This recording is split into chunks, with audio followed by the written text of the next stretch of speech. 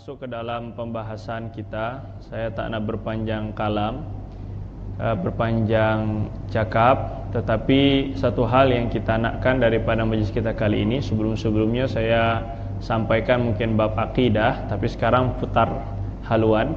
Kita pembahasan kita mengenai tentang fiqh atau tentang ilmu syariah, yang merupakan salah satu daripada ilmu yang Allah Subhanahu wa ta'ala jadikan sebagai sepertiga daripada ilmu agama. Ilmu agama secara umum dibagi menjadi kepada tiga. Satu adalah tentang imaniyat, tentang iman, akidah. Yang kedua tentang syariah, yaitu Islam, iman, jadi ilmunya menjadi ilmu akidah. Yang kedua Islam menjadi ilmu fiqh. Kemudian tiga, ihsan menjadi ilmu tasawuf atau menjadi ilmu akhlak. Tiga ini adalah tiga serangkai yang tidak boleh terpisahkan dalam agama. Tidak boleh seseorang hanya belajar ataupun hanya menguasai dalam iman saja atau perkara tauhid saja, tetapi tidak menguasai dalam fiqh. Tidak boleh hanya dalam fiqh saja tapi tidak paham atau tidak betul tauhidnya. Tidak boleh juga dua saja. Tidak boleh juga dua saja, tapi ataupun dia pandai, cerdas, ahli di dalam ilmu tauhid dan fiqh, tapi akhlaknya pun tidak bagus atau tidak baik. Jadi ketiga-tiganya, ketika malaikat Jibril alaihi salam datang kepada Rasul sallallahu alaihi wasallam di tengah-tengah para sahabatnya, maka Sayyidina Jibril alaihissalam mengajarkan tentang iman, Islam, ihsan. Rasulullah terakhir sekali Rasulullah katakan kepada para sahabat, "Dzaka Jibril," itu adalah orang yang menyamar tersebut adalah Jibril, "yu'allimukum dinakum." Jibril datang, atakum yu'allimukum dinakum. Jibril datang kepada kalian untuk mengajarkan agama. Agama yang diajarkan Jibril, yang ditanya dan diujikan oleh Jibril kepada Rasul adalah tiga perkara ini, tiga benda. Satu iman, dua Islam, tiga ihsan. Maka fiqh ini adalah bahagian daripada sepertiga agama. Kita untuk perkara agama ini, tuan-tuan, kita tak boleh main-main. Tak ada kena ada keseriusan. Tak boleh sambil lalu je. Tak boleh saja, tapi betul-betul serius di dalam perkara agama ini. Tidak boleh main-main. Ada orang di dalam kitab Tuhfatul Ahwadhi dikisahkan bahwa seorang ahli hadis ini ketika meriwayatkan hadis senantiasa tutup di dalam biliknya, ditutup tirai. Tak pernah orang tengok atau murid-muridnya yang mendengar hadis daripada beliau tidak pernah tengok wajah beliau. Lama. Akhirnya ada salah seorang muridnya yang sudah bertahun-tahun mengaji dan juga mengambil riwayat hadis daripada beliau. Tanyalah tuan guru, saya selama bertahun-tahun mengaji kepada tuan, tapi tidak pernah saya melihat tengok wajah tuan. Bolehlah sekali untuk saya tengok macam mana wajah daripada tuan guru saya. Maka orang tersebut katakan, tuan guru tersebut katakan, nanti bila awak tengok wajah saya, janganlah terkejut, janganlah memperli, janganlah kaget. Jadi ketika dibuka ternyata astaghfirullahaladzim, wajah tuan guru tersebut mirip serupa dengan wajah keledai. Jadi apa pasal ni tuan? Kenapa berlaku yang semacam ini? Apakah kerana lahir? Bukan kerana lahir, bukan disebabkan kerana cacat daripada lahir, bukan. Tetapi kata beliau, saya ni bercoba-coba, saya memperli, saya ni bermain-main dengan hadis Nabi SAW.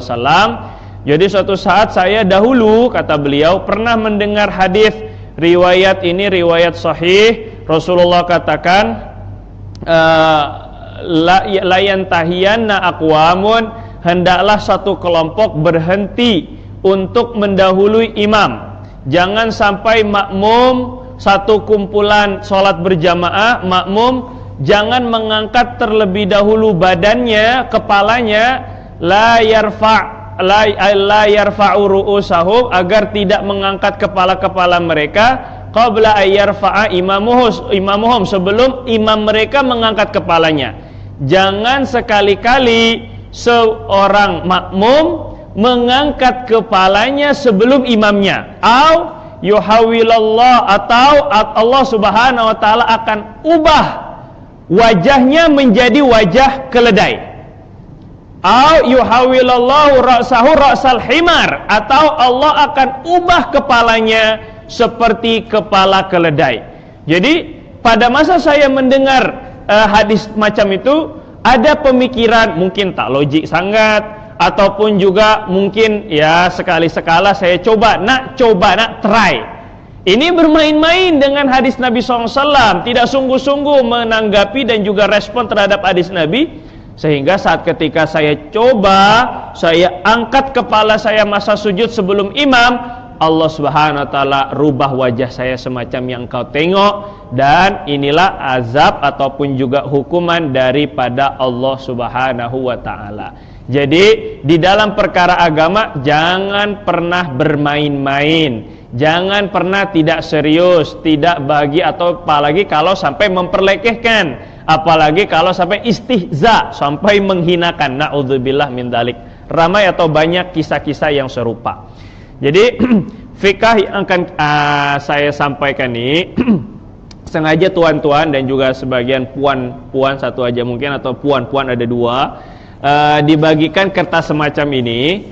Ini tujuannya bukan karena tak nak pakai kitab, bukan karena tak nak pakai kitab, tetapi karena ini adalah majelis awam.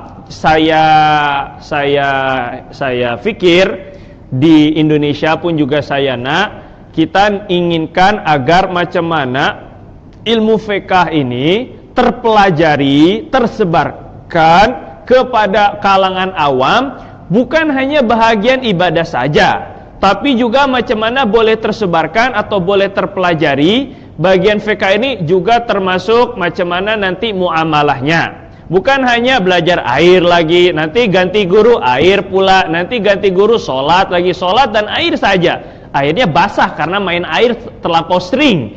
Nah, jadi ini yang kita inginkan adalah macam mana agar orang-orang boleh tampak universalitas atau menyeluruh globalnya Islam itu seperti apa. Ternyata Islam bukan hanya menangani masalah yang besar, yang kecil-kecil, tapi juga menangani bagaimana pemerintahan, kehakiman, termasuk juga jual beli, sewa menyewa, pinjam meminjam, hibah menghibah, termasuk juga nikah, talak ataupun yang semacamnya, nafkah. Seluruhnya tidak ada perkara di dunia ini, aspek kesibukan aktiviti manusia yang tidak terjangkau oleh agama. Nah, ini maksudnya, sehingga fikah kita buat semacam ini. Kalau kita guna kitab, baru baca basmalah, bismillahirrahmanirrahim, nanti pembahasan bismillahirrahmanirrahim macam semalam lah tuh Akhiratul Awam, bismillahirrahmanirrahim dalam satu majelis dan 1 bulan sekali.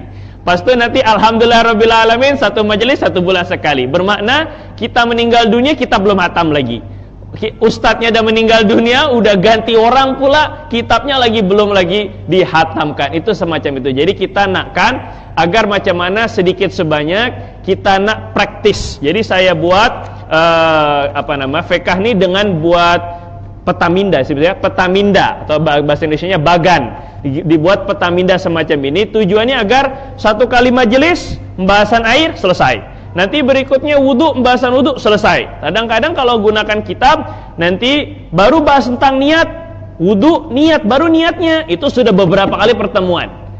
Itu lebih kurang. Jadi saya nakkan dari yang ringkas dan juga sedikit seperti itu, semoga Allah terima, sehingga Allah berikan kemudahan kepada siapa-siapa saja yang memang nakkan faham terhadap ilmu agama. Man yuridillahu bi khairin yufaqihu fiddin. Siapa orang yang nakkan kebaikan pada dirinya, maka Allah akan fahamkan terhadap ilmu agama. Yang saya nakkan, yang walaupun kita hanya boleh sekali seminggu, 2 kali seminggu, 3 kali seminggu, kita tak punya waktu untuk sepenuh masa belajar ilmu agama. Paling 3 dengan kuliah-kuliah dan majelis-majelis yang semacam ini, kita pun juga boleh merasakan nikmatnya tahu agama. Taunya saja sudah nikmat, apalagi boleh beramal. Jadi fikah yang semacam ini saya harapkan ada respons daripada jamaah, daripada tuan dan puan, sehingga kalau ada sebarang pertanyaan, kita harapkan memanglah pertanyaan itulah yang kita harapkan. Kalau ada yang belum jelas atau nak ditanyakan, silakan, khususnya mengenai fiqh, baik tentang apa yang akan tema tajuk yang akan kita sampaikan ataupun di luar daripada tajuk. Nanti masa akhir daripada majelis insyaallah sedikit sebanyak kita akan buka dialog ataupun waktu untuk tanya jawab soalan. Bismillahirrahmanirrahim. Hukum air. Kenapa hukum air yang pertama kali? Disebabkan kerana kita diwajibkan untuk sahnya ibadah kita, apakah itu dengan sholat, apakah itu dengan tawaf, ataupun juga dengan membaca Quran atau memegang Quran, kita diwajibkan harus suci. Suci, ini alat bersucinya ada 4. Yang namanya suci, bersuci itu di dalam fiqh itu ada satu, yang pertama wudu, yang kedua mandi, yang ketiga tayamum, yang keempat membersihkan najis. Ini namanya bersuci. Wudu, mandi, tayamum, bersihkan najis. Ini namanya bersuci. Alat untuk bersucinya pun juga 4. 1 air, 2 debu, 3 batu, 4 alat untuk menyamak. Segala sesuatu yang kesat untuk menyamak kulit-kulit bangkai agar boleh menjadi suci, maka dia kena dihilangkan terlebih dahulu lemak-lemaknya dan sebagainya. Alatnya itu alat untuk mensucikan. Jadi 4 alat untuk bersuci kita bahas daripada air. Air, Nabi SAW ini betul-betul perhatian dengan yang namanya kesucian dan kebersihan. Sampai tidak ada agama yang membahas hanya masalah air. Kita sampai najisnya macam mana, sampai airnya diatur sedemikian rupa, sehingga ini merupakan kebanggaan umat Islam yang tidak dimiliki oleh umat-umat lainnya. Tidak ada agama yang mengatur masalah air.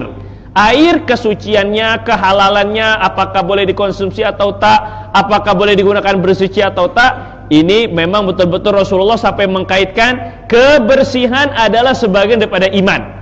At-tuhuru nisful iman, kesucian adalah separuh daripada keimanan.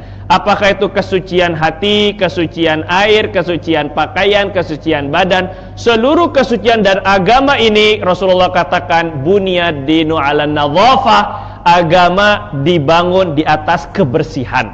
Saking terlampau bersihnya, sehingga pesan kita ketika kita membersihkan apa saja, jangan sampai lupa untuk meniatkan agar menjaga agama kita dengan kebersihan ini. Kita nak bersihkan kereta, mungkin itu aktiviti biasa, tapi bagi ahli agama, bagi orang-orang yang wasil bersambung dengan Allah Subhanahu wa taala, membersihkan kereta memperbaiki niat.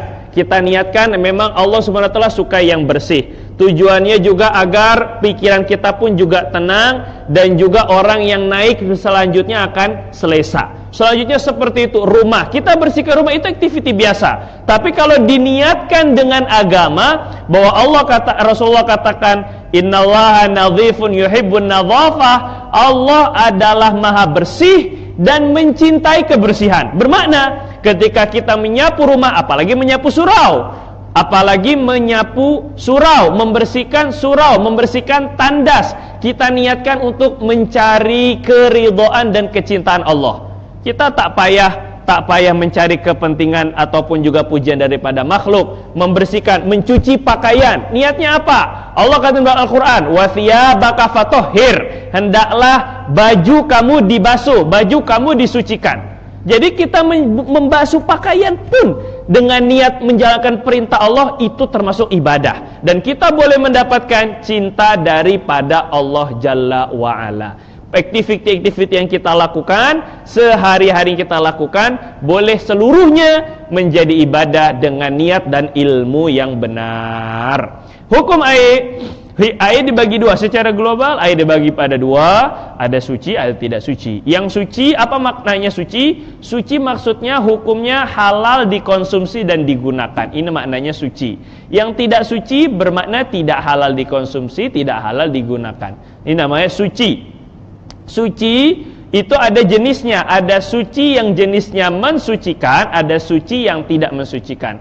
Suci Halal dikonsumsi bermakna nak diminum boleh, nak digunakan basuh wajah boleh, nak digunakan basuh pinggan boleh.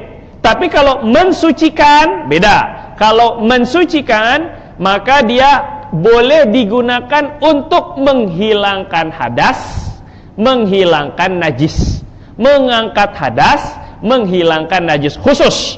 Kalau suci boleh digunakan apa-apa keperluan, boleh seluruhnya. Tapi tak boleh suci saja, tak cukup untuk digunakan untuk berwudu. Tak cukup untuk digunakan mandi besar, mandi junub. Tak cukup untuk digunakan menghilangkan najis. Tapi kalau mensucikan, inilah baru boleh digunakan untuk menghilangkan najis dan hadas. Ada perbedaan yang mendasar antara najis dengan hadas. Ramai orang yang tidak faham ataupun juga mukhtalit, bercampur antara najis dengan hadas. Jadi kadang-kadang confuse. Ada orang dah wudu, pas tu terinjak tai ayam, agak-agak batal tak wudunya. Batal tak wudunya? Batal tak? Orang ramai, oh batal lah, bau.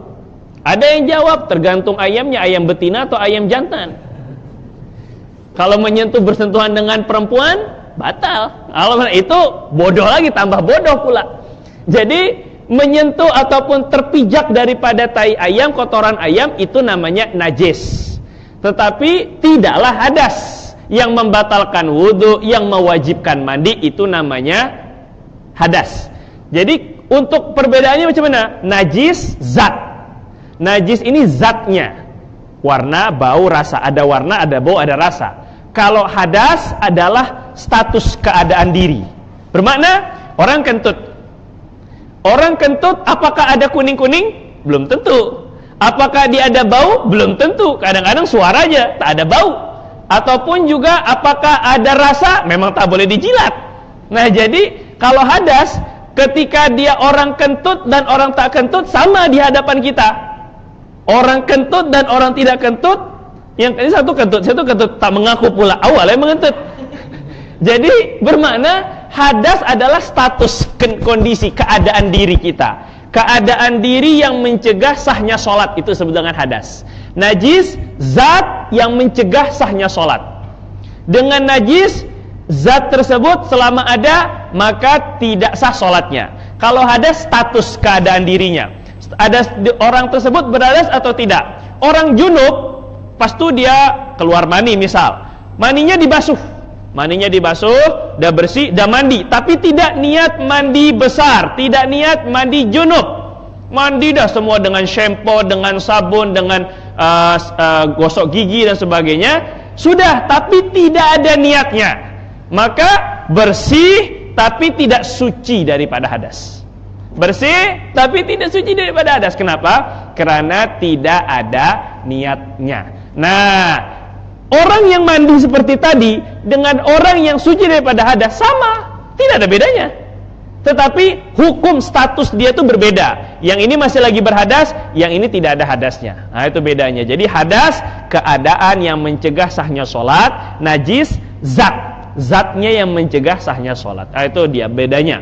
Najis dengan hadas. Kalau tuan-tuan atau puan-puan ada pen, sila ditulis keterangan yang tidak ada, saya cantumkan di peta minda ini. Kemudian suci yang mensucikan. Suci bermakna halal dikonsumsi, boleh diminum, boleh digunakan.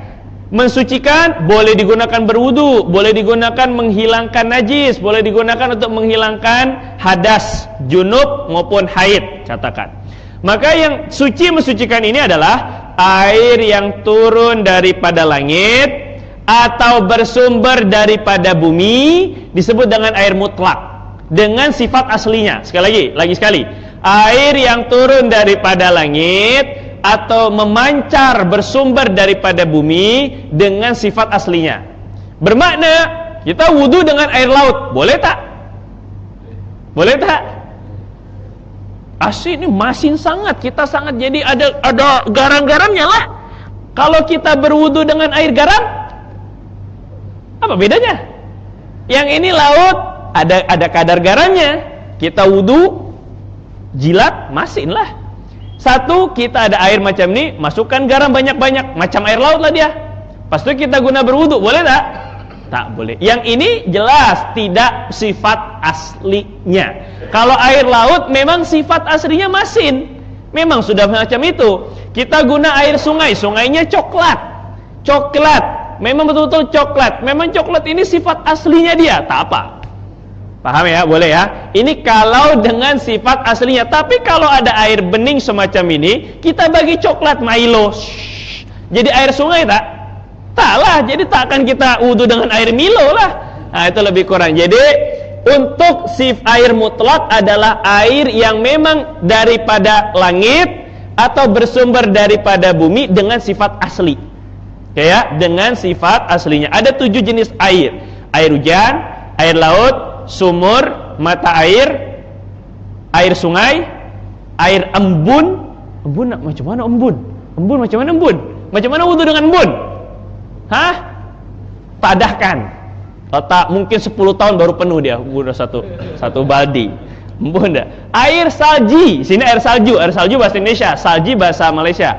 Salji, air salji. Airnya bukan saljinya kita tampal di untuk wudu kita gunakan salji, bukan saljinya, air salji. Jadi ambil salji, letakkan dalam baldi, tunggu sampai mencair, barulah boleh digunakan untuk wudu. Menggunakan wudu dengan air mata. Air mata macam mana? Bukan mata air. Jangan dibalik. Kalau mata air jelaslah dia memancar daripada bumi. Kalau air mata boleh tak? Ada orang mata air nangis di tadang. Karena saking susahnya air, kita tombok orang biar dia keluar air mata, pas itu kita tadang. 10 orang kita tombok, sudah setengah liter.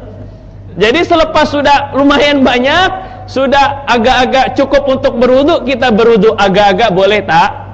Tak boleh. Kenapa? Karena air mata tidak turun daripada langit, tidak memancar daripada bumi. Macam itu juga dengan air kelapa. Innalillah, ada aja orang cari-cari pasal. Dia air kelapa, potong air kelapa tidak memancar daripada bumi. Kalau ditebang pohonnya, pokoknya tidak ada pump ataupun jet pump atau seperti yang memancar, tak ada. Itu kekuasaan daripada Allah mutlak. Air kelapa dari atas daripada langit pun kelapanya pun tak bocor. Kecuali kalau kelapanya dia boleh menyerap air, mungkin itu daripada air langit. Tapi kelapa ini betul-betul kulitnya kuat. Pas itu kalau dipotong pokoknya, batangnya tidak ada air memancar. Bermakna air kelapa ini tidak turun daripada langit, tidak memancar daripada bumi, maka bukan air mutlak. Tidak boleh digunakan untuk bersuci, tak boleh. Air kelapa tak boleh. Jangan cari pasal. Nah, pas itu yang kedua, suci tidak mensucikan. Apa bezanya?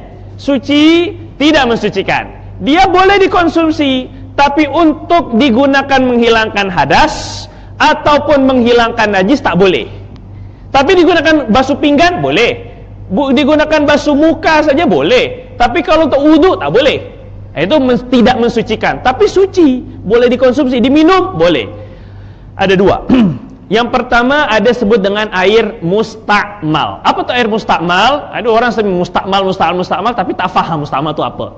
Air mustakmal itu adalah air yang telah digunakan bersuci wajib. 1. Bersuci wajib. Bermakna kalau bersuci sunat bukan air mustakmal. Cuma bersuci sunat. Contohnya ini sebenarnya bagi contoh juga di surah Mustaqim. Contohnya ada orang dia kumur-kumur. Wudu. Ini wudu. Kalau dengan air ludah, air liur, boleh tak wudu? Oh, ambil barokat, kita tadanglah, cu semua airnya kita gunakan untuk berwudu, boleh tak? Tak boleh, karena dia tidak memancar daripada bumi, tidak turun daripada langit, jelas ya. Tetapi kalau saya nak berwudu, tapi mungkin sebagian pada tuan-tuan di sini nak ambil barokat saya, jadi sehingga saya ketika berkumur-kumur, ayo siapa yang nak wudu? Air berwudu dengan air kumur-kumur tersebut. Apakah boleh atau tak? Boleh atau tak?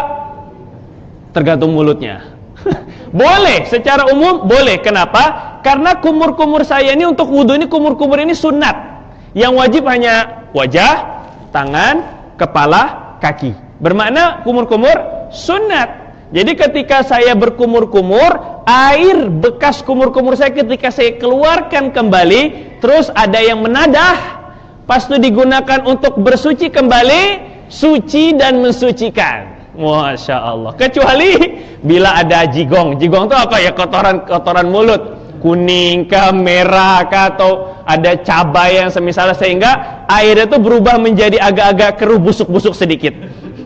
Yang semacam itu baru tak boleh lah katanya. Tapi kalau seandainya memang masih lagi tidak ada warna bau rasa, kerana kumur-kumur ini bersuci sunat, maka tidak menjadi air mustakmal. Satu, air mustakmal itu suci tidak mensucikan. Bermakna air bekas kumur-kumur tersebut masih boleh lagi diminum.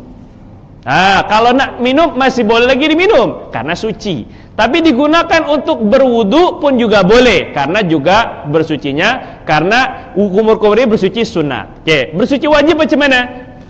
Bekas air daripada muka, basuh muka pertama kali. Yang menetes inilah yang namanya air mustakmal. Yang menitis inilah yang namanya mustakmal. Tapi basuhan kedua ini sunat, maka yang menetes ini bukan air mustakmal. Basuhan ketiga sunat, maka yang menetes ini bukan mustakmal. Yang mustakmal hanya yang wajib saja. Oke, orang mandi junub, orang punya junub, pas itu dia basuh. Yang pertama kali ketika air mengalir ke tubuhnya, kemudian ke bawah, mengalir ke bawah, kalaulah ditadah, maka air tersebut suci tidak mensucikan karena air sudah mustakmal. Tapi basuhan yang kedua, ketiga, kalau nak pun ditadah, itu suci masih lagi mensucikan, kecuali kalau berubah warna, bau ataupun rasa. Air mustakmal ini, satu, ada yang bersuci, dia telah digunakan untuk bersuci wajib. Yang kedua, kurang dari 2 kulah. 2 kulah itu berapa?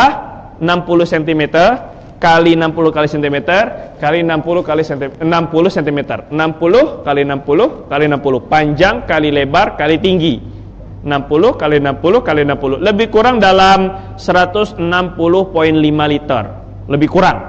Kalau kubus bentuknya 60 kali 60 kali 60. Pas itu air mustakmal ini ada dua lagi, dibagi dua. Ada yang telah digunakan untuk menghilangkan hadas, ada yang telah digunakan untuk menghilangkan najis. Air mustakmal suci mensucikan. Ingat, suci mensucikan bermakna diminum masih boleh lagi. Rasul pernah suatu saat beliau menjenguk sahabatnya Sayyiduna Sa'ad bin Abi Waqqas radhiyallahu ta'ala anhu sakit, maka Rasulullah berwudu. Beliau berwudu, air bekas wudunya Nabi SAW ini dibasuhkan untuk tabarruk, untuk keberkahan, kesembuhan Sayyidina Sa'ad bin Abi Waqqas radhiyallahu anhu, dibasuhkan di wajah dan sebagainya. Ini air mustakmal, air bekas berwudu Nabi. Airnya mustakmal, suci tapi tidak mensucikan. Suci tapi tak boleh lagi digunakan mensucikan. Apa buktinya suci? Buktinya suci, Nabi SAW masih lagi usapkan kepada Sayyidina Sa'ad. Seandainya tidak suci, tentu tidak boleh diusapkan. Jadi kalau air mustakmal masih boleh digunakan, basuh pinggan masih boleh, digunakan untuk basuh pakaian selama tidak ada najisnya masih boleh, digunakan untuk sekedar wajah, bersihkan wajah tapi bukan wudu masih boleh karena dia suci. Cuma untuk mensucikan tak boleh. Hadas najis tak boleh. Selain hadas najis boleh. Itu hukum daripada mustakmal. Kalau air mustakmal ini untuk mengangkat hadas, maka dikategorikan mustakmal itu jika telah terpisah dari badan. Contoh, saya ambil air wajah, ini misalnya wudu wajah. Maaf, saya punya junub. Katakan saya junub, saya nak mandi. Pas itu saya basuh wajah. Saya basuh wajah, maka air yang mengalir ini terus ke bawah. Maka yang ke bawah ini terangkat hadas daripada leher, daripada badan. Ini semuanya terangkat hadasnya. Kenapa? Karena air belum lagi berpisah daripada badan. Dikatakan mustakmal, dianggap mustakmal kalau sudah terpisah daripada badan. Selama masih di atas badan, maka masih tidak lagi mustakmal. Ada orang junub, dia ambil air, set. Pas itu dia punya ilmu macam mana, sihir atau semacam mana, dia gerakan air itu.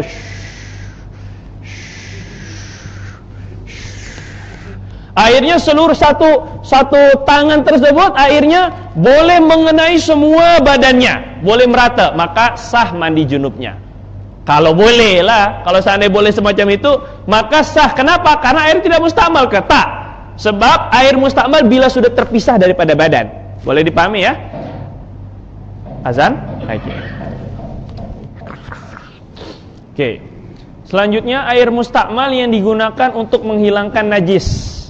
Mustakmal kalau telah digunakan menghilangkan najis, ini ada dua kemungkinan. Ya, imma jadi mustakmal, hukumnya suci tapi tidak lagi mensucikan, atau menjadi air mutanajis, air yang tercampur dengan najis. Contoh, saya punya kain atau baju lah. Baju ini ada darah atau ada kencingka atau yang semisalnya, najis.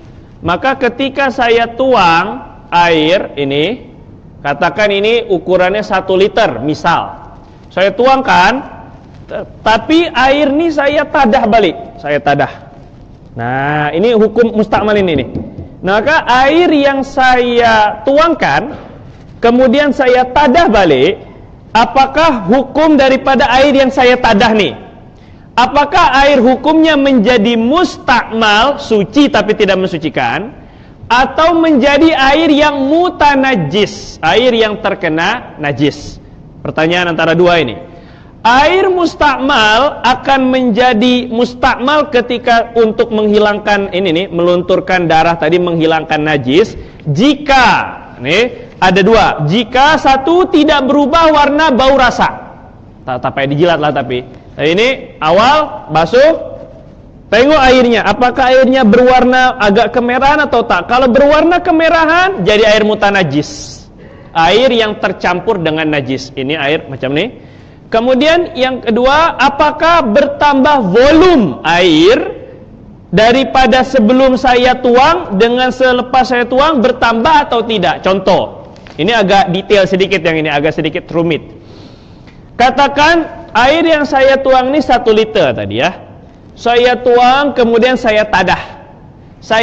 Ternyata airnya menjadi 0,8 liter. Berarti berkurang bertambah. Berkurang. Dan air tidak berubah warna, bau, rasa. Airnya tidak bertambah, maka air ini mustakmal, suci tidak mensucikan. Airnya suci tapi tidak bertambah. Tapi kalau ketika saya tuang 1 liter, pas itu ternyata airnya jadi 1,1 liter, bertambah, bermakna menjadi mutanajis. Walaupun tidak berubah warna, bau, rasa, berubahnya jadi mutanajis. Kenapa? Agak-agak, kalau boleh secara logik, agak-agak air itu bertambah daripada mana? Ini 1 liter, kenapa boleh jadi 1,1? Dari mana? Karena dari najis yang terbawa. Jadi kalau ada luntur, luntur juga ya. Kalau ada darah yang ikut dengan air, maka volume air akan terbawa, bertambah jadi 1,1 liter. 1,1 liter bermakna ini sudah tercampur darah yang walaupun rasanya, baunya, warnanya tetap sama seperti air sebelumnya. Ini kalau bertambah. Macam mana kalau ini air, ini baju dalam keadaan kering, ada najis. Pas itu saya tuangkan air 1 liter, saya tadahkan balik. Ternyata airnya 1 liter. Apakah najis, mutanajis, atau masih suci mensucikan? Agak-agak, apakah jadi mutanajis, sudah berubah menjadi tidak suci, atau masih jadi air mustakmal? Tadi air mustakmal itu kalau tidak bertambah volume air dari volume air sebelumnya. Kira-kira agak-agak kalau tepat, saya tuang 1 liter, ditadah 1 liter. Jadi mutanajis atau mustakmal? Tetap mutanajis. Lah, ini tak bertambah. Mana boleh? Bertambahlah, sebab ini kain ini kering. Jadi kalau kain kering ketika dibasuh, tentulah pasti ada yang menyerap. Menyerap semestinya kalau nak juga 0,9 karena 0,1 liternya itu terserap di dalam baju. Macam mana boleh? Satu tetap ditada tetap 1 liter. Mana boleh? Tak boleh. Karena kainnya kering, maka pasti ada yang terserap. Ketika ada yang terserap ternyata tetap menjadi 1 liter, bermakna volume air ini bertambah. Jadi mutanajis. Kemudian air yang tidak suci. Air yang suci tidak mensucikan. Yang kedua, air yang tercampur. 1, tercampur. 2, tercampurnya dengan zat suci. 3, berubahnya sangat jelas. 3 ini. 1, tercampur. Bermakna ini ada air. Masukkan ataupun kejatuhan daun. Berubah jadi warna hijau. Air, kejatuhan daun berubah jadi warna hijau. Berubahnya air ini bukan disebabkan karena percampuran. Kenapa tidak bercampur? Karena daunnya tidak larut. Daunnya masih lagi jadi daun. Beda halnya kalau saya masukkan gula. Jadi gula. Jadi air manis, air gula. Ini perubahan sifat air, rasa air ini berubah karena percampuran. Tapi kalau berubahnya tidak bercampur dengan zat tersebut, contohlah saya masukkan batu. Batu ini batu. Airnya saya masukkan batu. Ternyata berubahnya jadi kecoklatan. Jadi ada warna coklat. Tetapi batunya ini larut atau tak? Batunya tak larut kan? Tak larut. Ini tidak mengapa, masih suci, mensucikan. Yang suci tidak mensucikan kalau larut, kalau bercampur.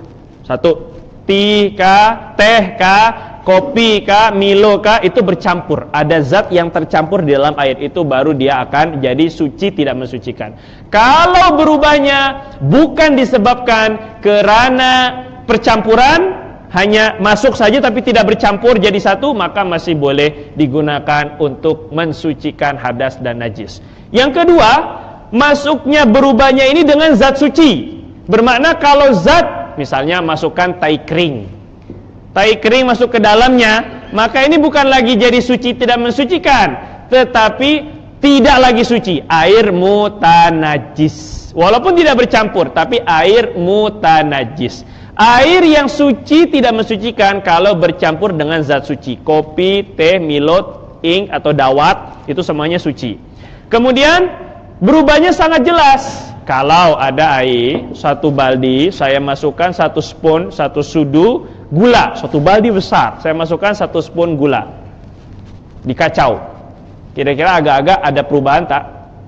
Ada perubahan tak? 1 baldi, saya masukkan 1 spon, 1 sudu gula, saya kacau.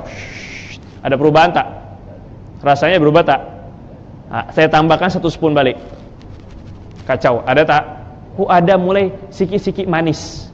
Tapi manisnya sikit, saking karena terlampau sedikitnya sikit sangat.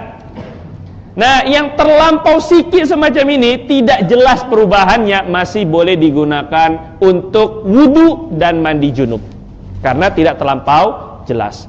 Kemudian perubahan yang diperbolehkan dimaafkan kalau perubahannya disebabkan karena lumut, ada kehijauan tak apa. Perubahan karena debu tak apa. Perubahan karena lama didiamkan akhirnya bau tak apa. Perubahan karena tempat air, contoh kita baru bikin kolam renang, pas itu air itu berbau kaporit, apa bau?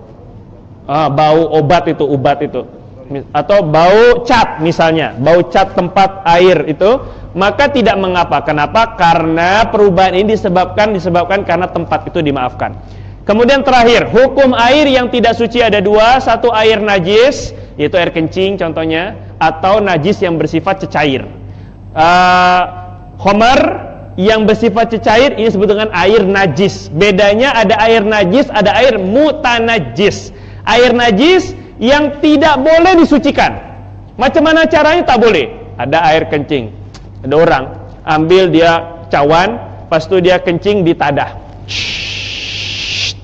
Pas itu air kencing ini difilter, ditapis, apa segala macam sampai menjadi bening, bersih, baunya harum, sehingga boleh tak untuk digunakan untuk bersuci?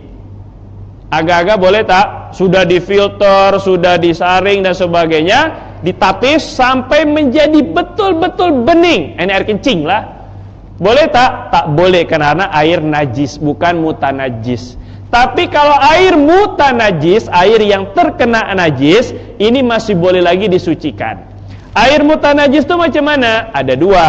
Kalau airnya sedikit, kurang dari 2 kula, jatuh tai cecak, cush. Airnya sedikit, kurang dari 2 kula, maka langsung dijatuhi hukuman najis.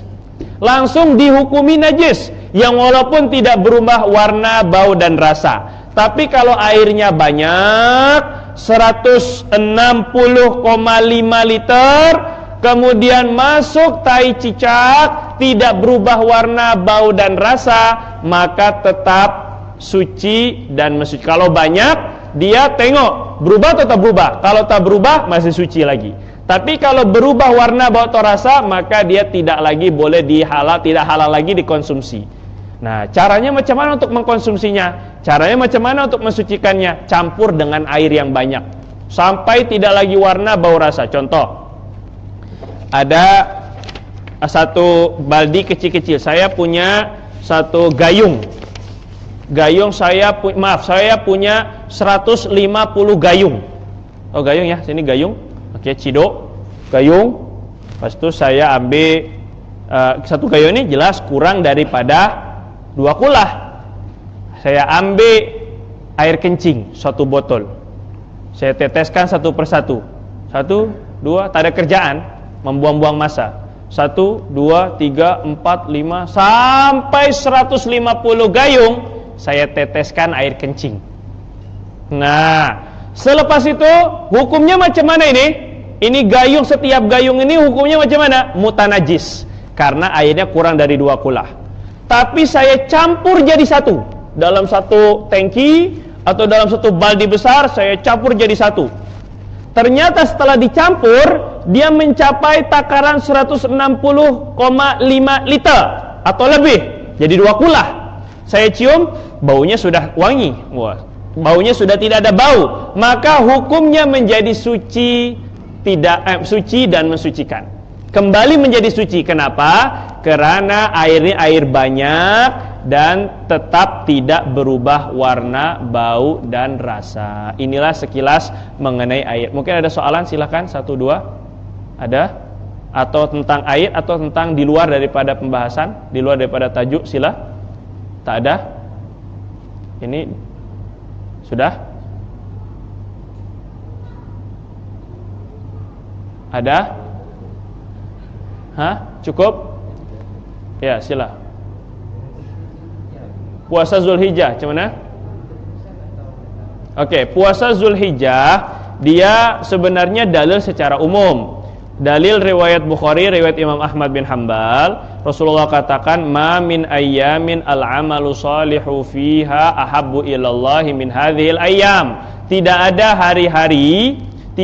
hari-hari yang pahala amal soleh di dalamnya lebih Allah cintai melebihi daripada 10 hari ini. Kata Nabi SAW, 10 hari ini adalah walayalin ashar, 10 hari awal Zulhijjah. Jadi kata para sahabat, bagaimana dengan orang yang berjihad di jalan Allah, jihad fisabilillah ya Rasulullah, apakah boleh mengalahkan amal soleh di 10 hari ini? Kata Rasulullah, la, tak boleh mengalahkan. Kalau ada orang berjihad di jalan Allah di luar 10 hari Zulhijjah ini, maka tetap tidak menandingi pahalanya dan kecintaan Allah kepadanya daripada tidak menandingi, tidak melebihi daripada amal soleh yang dilakukan 10 hari tersebut.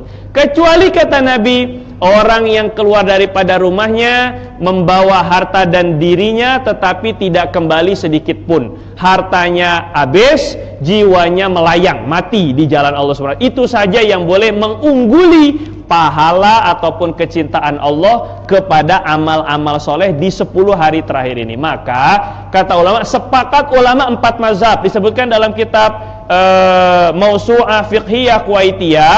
Ulama 4 mazhab mensepakati sunnah puasa daripada tarikh 1 Zulhijjah sampai 9 Zulhijjah, yang walaupun tidak ada dalil khusus. Rasulullah SAW tidak puasa, kalaulah tidak berpuasa secara khusus, tetapi karena di sana dalilnya umum amal soleh, maka tetap disunahkan berpuasa bagi yang Kalau digabung niatnya dengan Senin Kamis, boleh. Yang jelas maksud daripada hadis diisi daripada 10 hari ini, 10 hari awal Zulhijjah 1 sampai 10, ini diisi dengan segala kebaikan, termasuk juga dengan puasa. Karena kalau puasa dia tidur dalam keadaan puasa. Kalau zikir sekuat apa zikir, tidur tak berzikir. Tapi kalau puasa dalam keadaan tidur puasa, dalam keadaan ditandas puasa, seluruhnya aktiviti dia dalam keadaan ibadah. Makanya ulama mensunahkan untuk puasa, khususnya kalau tak boleh sepenuh masa dalam 1 sampai 9 Zulhijjah ini, paling tidak Senin Kamis. Tak boleh paling tidak hari tarwiyah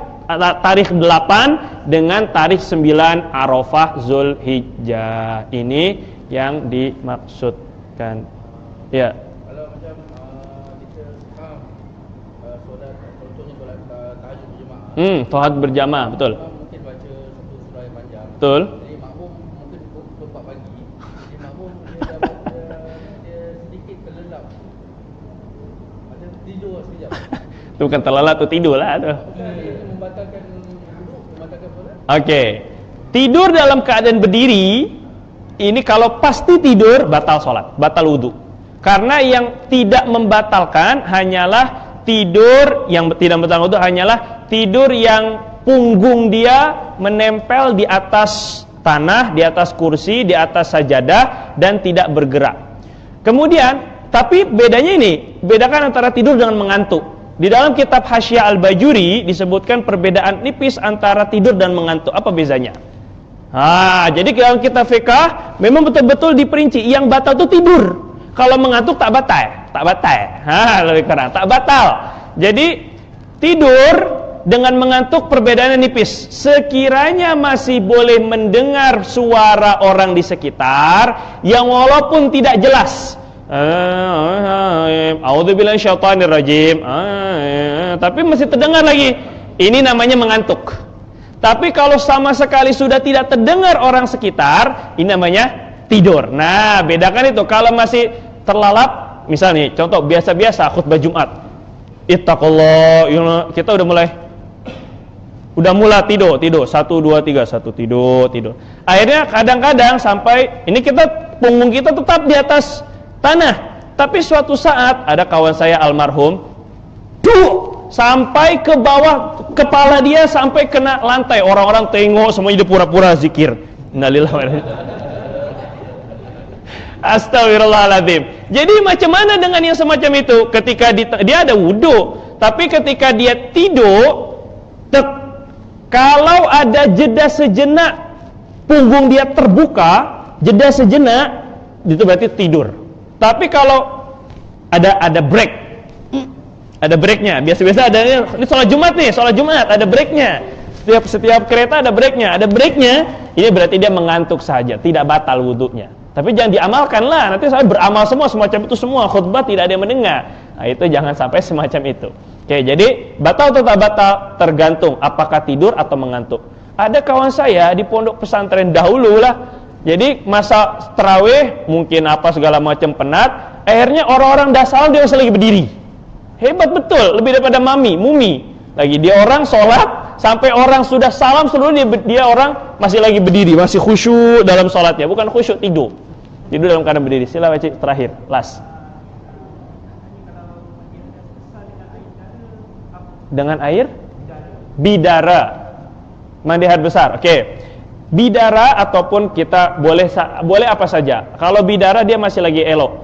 Daun dikocok atau kacau sedikit, dia akan ada sabun, akan ada busa. Daun bidara itu macam itu kan, ada busanya. Ini sebagai pengganti sabun, macam mayit itu sunahnya pakai daun bidara, daun sidir kalau nak beli. Nah, jadi apakah boleh atau tak? Tengok. Kalau sekiranya perubahannya air tersebut terlampau nampak, baunya terlampau nampak, warnanya terlampau berubah, kalau rasa tak payah dijilat lebih kurang lah macam tu, maka tidak sah mandi besarnya, mandi junubnya. Tetapi biasa-biasa orang kalau dia sabun, ini biasanya yang tak paham ini, ketika mandi dengan air sabun kan ada bilas. Air sabun atau air bidara pasti kan ada bilasnya, atau tak dibilas sekali? Sabun gel. Kalau dia air terus sabun tapi ada dibilas tak? Pasti dibilas, masa iya dia tak dibilas? Kalau nanti akan dibilas, maka mandi besarnya saat ketika bilasan terakhir itulah. Nah, kalau air kadang-kadang macam nih. Ada orang nak guna Pond's ataupun juga nak guna apalagi Garnier, dia buat dulu sabun, pas tu bilas sekali dengan wudu, tidak sah. Kenapa? Karena ketika dia berwudu, airnya sudah tidak lagi air mutlak, air sabun dah. Nah, begitu pula juga tadi. Maka macam mana? Tinggal tambah lagi air basuhan, bilasan yang betul-betul suci, mensucikan. Juga dengan sabun, awal-awal basuh sabun semuanya, terus kemudian dia niat mandi junub, tidak sah karena ada air, ada sabunnya. Jadi air sabun ini suci tapi tidak mensucikan. Macam mana? Nanti ketika sudah luntur sabunnya seluruhnya, barulah dia air bersih itu bilasan dia niatkan untuk mandi junub atau mandi hadas besar. Hadza billahi taufik wa sallallahu ala sayyidina Muhammad wa ala ali sayyidina Muhammad. Allahumma rabbana atina fid dunya hasanah wa fil akhirati hasanah wa qina adzabannar. Wa sallallahu ala sayyidina Muhammad walhamdulillahi rabbil alamin. Subhanakallahumma bihamdika asyhadu an la ilaha illa anta nastaghfiruka wa natubu ilaik.